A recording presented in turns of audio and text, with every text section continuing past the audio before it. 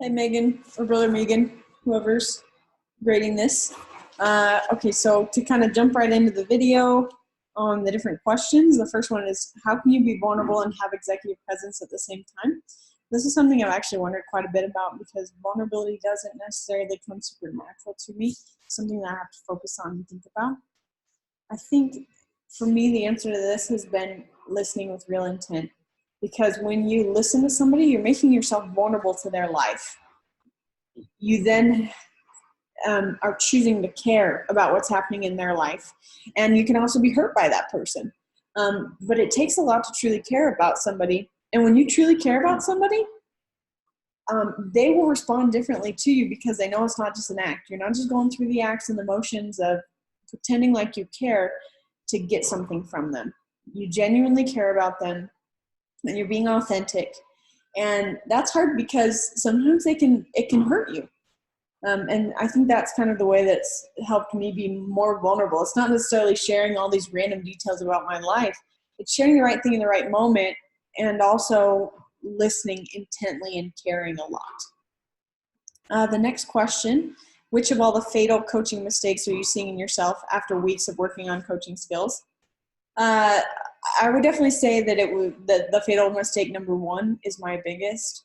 As I was reading through it, it was almost like cutting me to the center because I could tell all the different things that I was telling myself, all the stories that weren't true that I was telling myself about either because of an experience in my past and I don't have the confidence in this situation, or when I'm starting something new, I need more information. Once I get this much information and I get more prepared, then I'll do it. So I think I've been telling myself that a lot. And the hard thing is I think I've ingrained that story into myself because I keep telling myself these stories of why I can't or why I'm not successful in some things. Next question is, what are 2 things you're prioritizing for improving your professional presence? I want to say that the 2 things that I really want to work on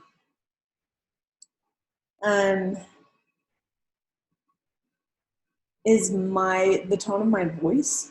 Sometimes I'll sort of just go on and on in a sort of nonsense sort of manner, and I want to be more clear and concise and focus on what I want to say and communicate it in a sort of concise way.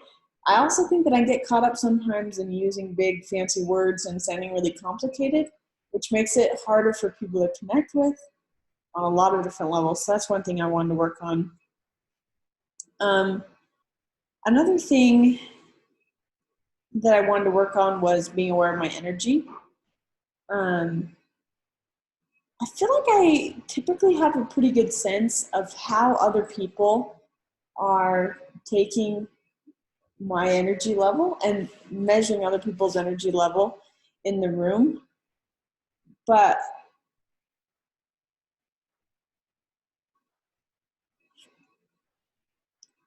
I want to be even better about it.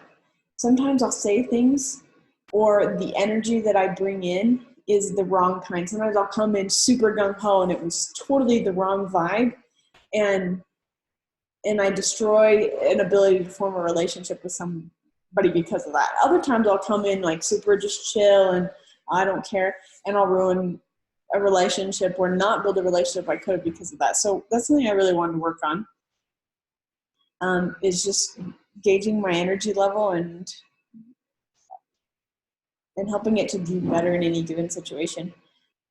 What leadership style best describes you? The leadership style that I got when I took the quiz was diplomat, which wasn't very surprising to me. My personality and the personality of a lot of people in my family is that way. We really focus a lot on interpersonal harmony, and it's super important for us that those relationships are going well in our lives. And we like to be that social glue that glues everybody together. If there's a situation where there's a circle and somebody's on the outside, I'm always focused on that. or I feel like I'm talking too much, or one part of the circle is communicating too much, I like to think about the other side of the circle as well.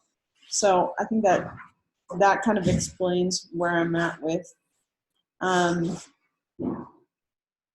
leadership style that best describes me.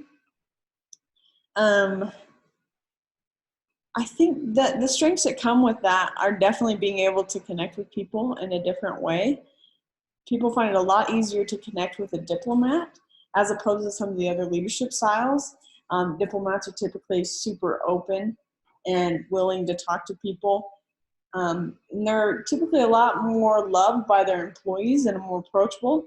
The weaknesses that come with that style, at least from what I've seen for me personally, is sometimes you buy into the stories they tell you, the lies, the scams that they tell you, as opposed to helping them with what they're actually struggling with, because you're super empathetic. And so sometimes the empathy replaces the growth that they could have. So those are just some of my thoughts on this. We'll see you next time.